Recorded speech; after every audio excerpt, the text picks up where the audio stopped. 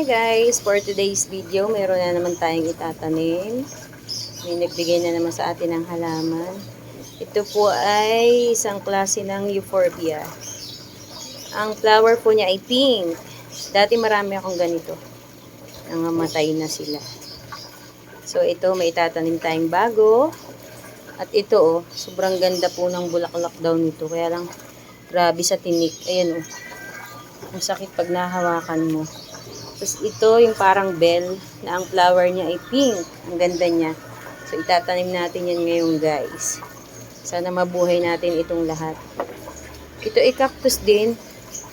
Ay pamilya siya ng succulent. Itong euphorbia. Ang dami ko dati nito eh. Kaya lang pinagtapunan. Eh ngayon nauuso ulit ito ngayon. So itatanim na yan natin guys. Doon natin yan idadalhin sa itaas kasama ng ating mga succulent. Pero ito, dito sa greenhouse ko ito itatanim guys. Kasi gusto ko itong palakihin. Ang ganda ng flower nito. Pink. Tsaka mabango pag madaling araw. So yun lang guys.